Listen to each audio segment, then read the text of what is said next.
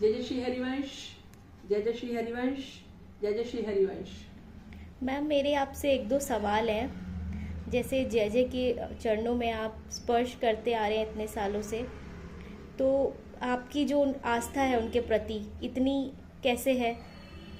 और दूसरा, आजकल आसपास हम देखते हैं इतने सारे स्कूल हैं, कंपटीशन बहुत ज़्यादा है, तो आपका जो भी स्कूल है जैसे है, तो आप मतलब कैसे इतने में बहुत अच्छा महसूस करते हैं और अपने स्टाफ के साथ खुश रहते हैं, तो इसकी वजह क्या है? आपके दो सवाल हैं कि जय जय के श्री चरणों में मेरी आस्था कैसे हुई, ये आपका सवाल है। मुझे जय जय के चरणों तक श्री जी ने पहुंचाया।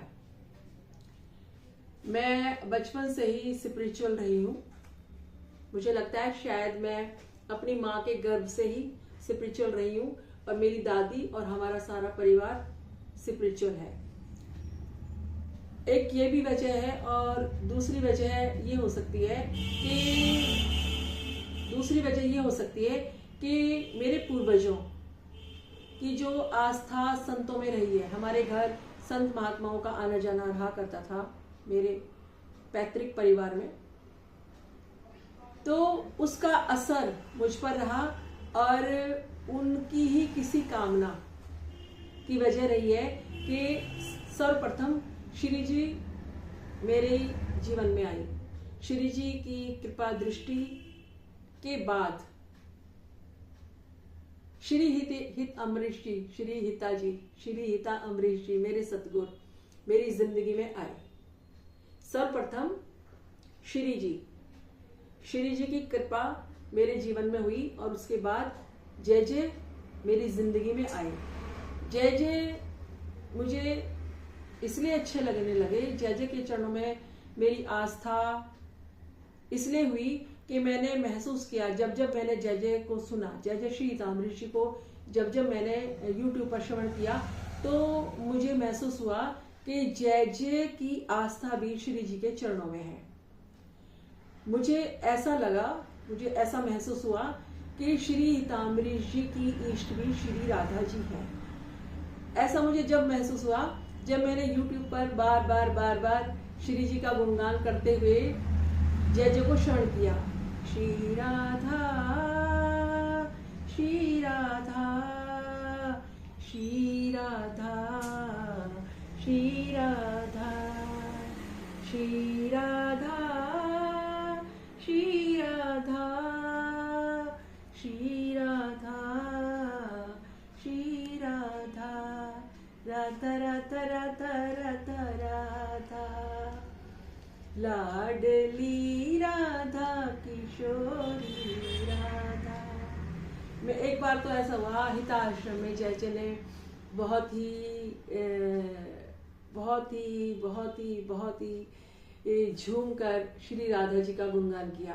तो मुझे भी ऐसा लगा कि पता नहीं महर्षि की इतनी जबरदस्त ऊर्जा, उनकी इतनी जबरदस्त वाइब्रेशन, इतना उनका जबरदस्त ऑरा हम सभी श्रोताओं पर होता है। तो मैं तो मस्त हो गई थी एक बार।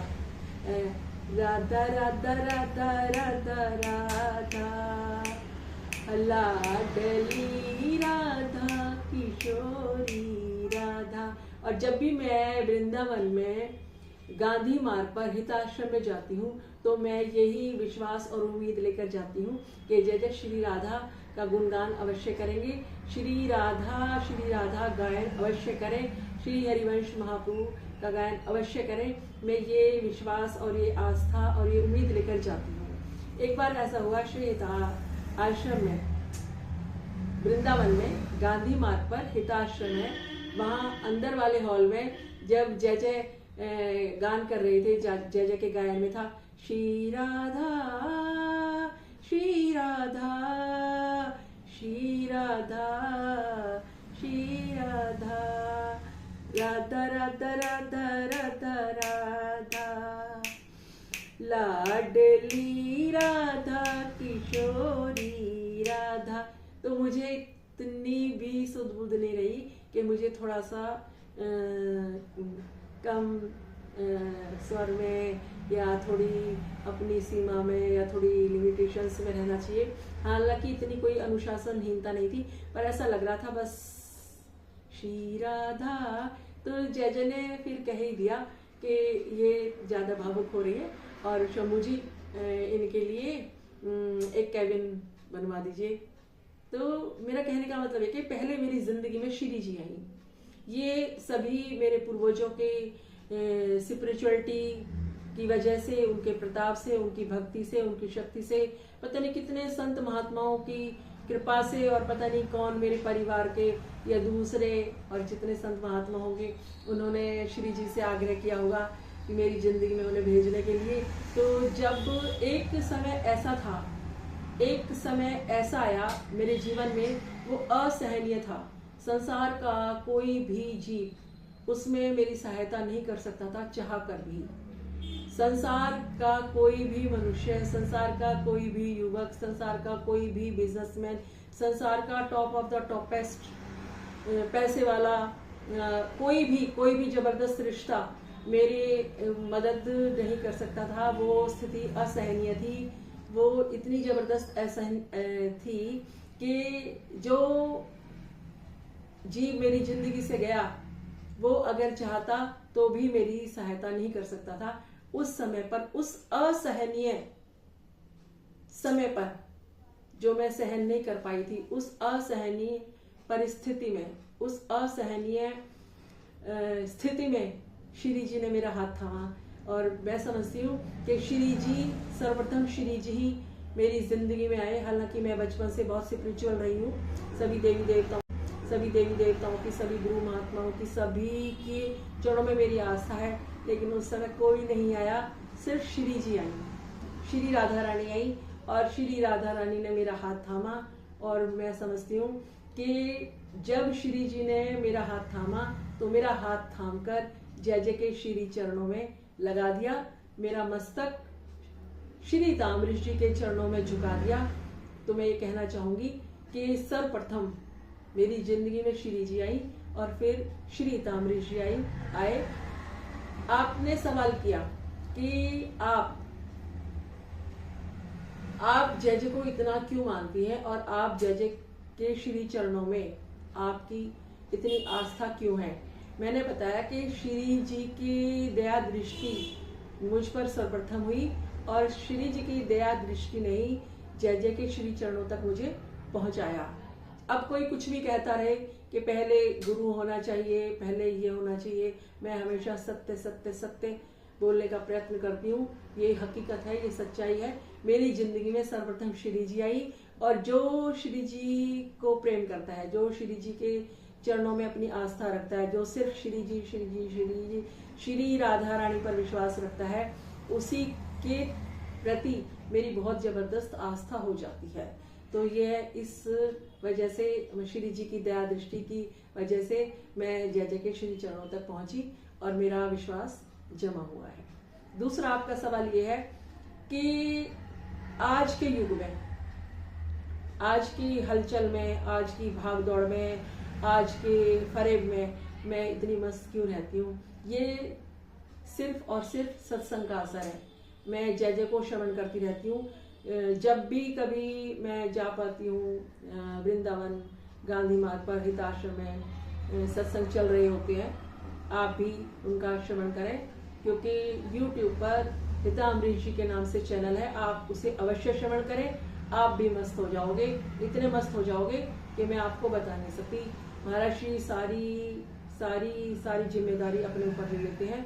बिल्कुल, कई बार तो जय जय हमें ऐसे लगते हैं वो हमारे पिता हैं, वो हमारे दादा हैं, कई बार लगता है हमारे भाई है, कभी लगता है हमारे सखा है, कभी लगता है, मतलब ऐसा लगता है जय जय हमारे सब कुछ है। जय जय श्री ताम्रिश जी इज मैनी इन वन, इसलिए मैं प्रसन्न रहती हूँ। कोई कंपटीशन, मुझे कंपटीशन नजर नहीं आता, मुझे लगता है वो सब कोऑपरेशन है। अगर कंपटीशन नहीं होगा तो हम प्रोग्रेस कैसे करेंगे। और जय जय की दया दृष्टि से सभी मलिक विद्या भवन में कार्य कर, जितने भी बेटियां, जितनी भी बहनें हैं और जितने भी माता पिता अपने बच्चों को हमारे विद्यालय में भेजते हैं, वो बहुत कोऑपरेटिव है। दे लव मी टू मच। मैं उन सब की बहुत आभारी हूँ। और सबसे ज्यादा आभारी मैं उन सभी श्रोताओं की हूँ कि जिन्होंने मेरे चैनल को सब्सक्राइब किया बिना कहे। मैं कभी नहीं कहती कि सब्सक्राइब माय चैनल और बेल आइकन इस तरीके से कहते हैं वो प्रेस कीजिए, ये सब मैं नहीं कहती। जिसे अच्छा लगेगा तो लगेगा, जिसे अच्छा नहीं लगेगा तो नहीं लगेगा।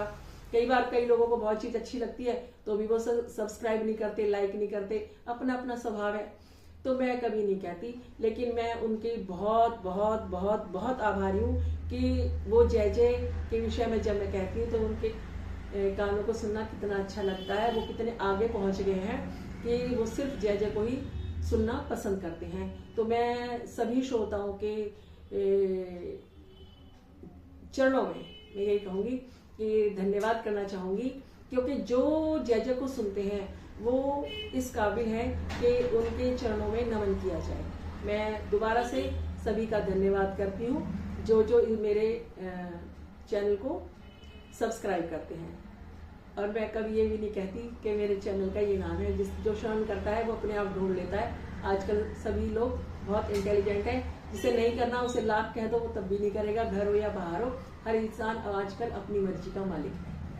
तो कहने का मेरा मतलब ये कि मेरी जिंदगी में सर्वप्रथम श्री जी आई, उसके बाद श्री जी ने मेरा हाथ जय जय के श्री चरणों में दे दिया और मेरा मस्तक हमेशा जय जय श्री ताम ऋषि के चरणों में झुका रहे। मैं श्री जी से यही प्रार्थना करती हूँ, यही निवेदन करती हूँ, श्री जी आपने मुझे वहां तक पहुंचाया है तो मुझे वो काबिलियत देना कि मैं जय जय के श्री चरणों तक लगी रहूं। मैं बहुत सुकून से रहती हूँ।